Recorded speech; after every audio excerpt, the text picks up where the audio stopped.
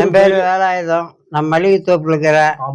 ஆம்பூர், திருப்பத்தூர் மாவட்டம். எனக்கு பேங்க்லேருந்து பென்ஷன் வந்துருந்துச்சு, இந்தியன் பேங்க்லேருந்து. அது போய் இப்போ பென்ஷனுக்கு போனாக்கா 2023 உனக்கு பென்ஷன் இல்லை, போய் ஜிஎஸ்டி கட்டுவான்னு சொல்லிட்டு என்னை திருப்பி அனுப்பிட்டாங்க. அதிலேருந்து எனக்கு பென்ஷன் வர்றதில்லை. இப்போ நான் வந்து இப்போ அங்கங்கே அழிஞ்சிருந்தேன். திருப்பத்தூருக்கெல்லாம் நான் 4 முறை இது போயிட்டு வந்தேன்.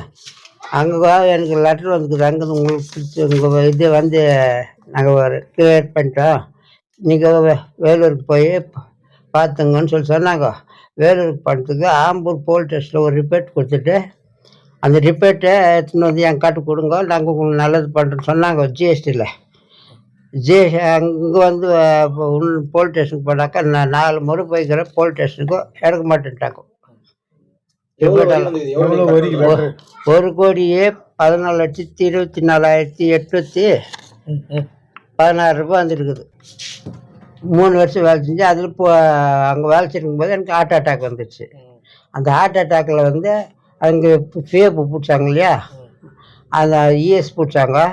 அது மூலிமா எனக்கு ஹார்ட் சர்ஜரி பண்ணாங்க. சரிண்ணா, இப்போ என்ன சொல்கிறாங்கண்ணா ஜிஎஸ்டி ஆஃபீஸ்லையும் போலீஸ் ஸ்டேஷன்லையும்? போலீஸ் ஜிஎஸ்டியில் வந்து போலீஸ் ஸ்டேஷனில் போய் ரிப்போர்ட் கொடுத்துட்டு அந்த காப்பி எடுத்துன்னு வந்து எங்களுக்கு கொடுங்க, நாங்கள் பண்ணுறோம் உங்களுக்கு நல்லதுன்னு சொன்னாங்க. இவங்க வந்து போலீஸ் ஸ்டேஷனில் வாங்க மாட்டேன்றாங்க. இதுதான் எங்களுக்கு பிரச்சனை இருக்குது. அது போனால் அவங்க வாங்கினாங்கன்னா எங்களுக்கு பென்ஷன் வரத்துக்கு ஏற்பாடு பண்ணிடுவாங்க.